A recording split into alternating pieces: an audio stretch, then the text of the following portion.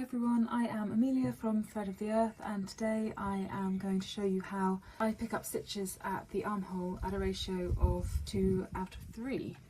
I'm going to begin at the underarm cast off edge. This was a top down sweater and I've cast off stitches for the armhole. And I cast off 10 stitches here, so I'm going to begin picking up stitches after 5 stitches. So I'm going to count 1, 2, 3, 4, 5. And so this will be the first stitch that I pick up.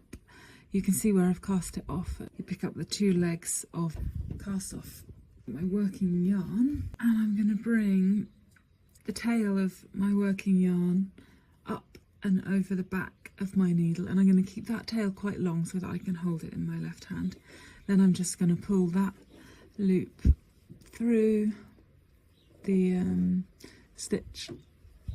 Okay, so that's one stitch picked up. Then I'm going to find the next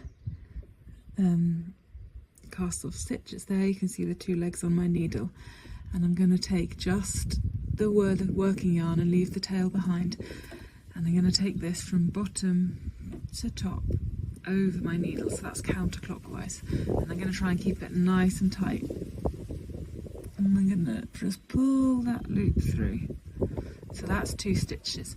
Now I'm picking stitches up here at a ratio of 2 to 3, so the next cast off stitch I want to skip. So I'm going to miss that one, miss number 3, and I'm going to go straight into that 4th stitch.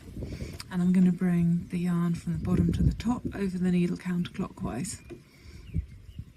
And keep that tail quite nice and tight again, and pull it through. That's another stitch. So when I'm counting 2 stitches in 3, I count like 1, 2, skip, 1, 2, skip. So that for me is a little 1. And then I want to pick up the next one. Can you see both legs there? Bring the yarn from bottom to top counterclockwise. That basically stops the stitches being twisted. So that was number 2. And then I'm going to skip 1. And I'm going to go for another easy one. And then the next one's going to be tighter again. So let's turn it over to the back so you can see. I want to get that leg and that leg. Those 2 legs. Okay, and now I want to skip the next one. Oops. So 1, 2, then we skip 1. 1, 2. Okay, so let's see how that looks. That's a little bit of a hole there. I think I'll undo that.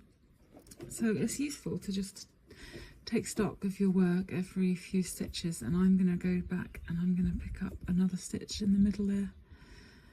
So I've gone back now and just corrected that hole, and it's looking much better. I mean, the guide of picking up stitches at a 2 to 3 ratio is just a guide, and you want to make your knitting as neat as possible as well. And if you have too many stitches, you can always knit 2 together on the next row, but it's good to pick them up in a very neat way first and then deal with it later, because you won't notice a knit 2 together, but you will notice a big gap.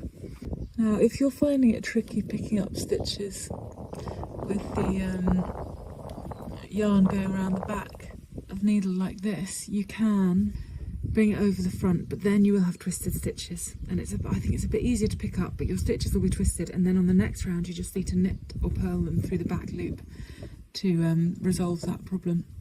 Try and make sure that you don't fall into the trap of just slipping in and accidentally catching these stitches one in from the edge. You want to always keep just checking around the back and making sure you're catching that edge stitch. It can be easy to just go wrong, and just keep travelling back, having a look at your work and checking that it looks neat.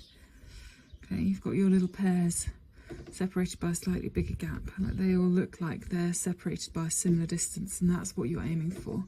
You don't want to rush this too much.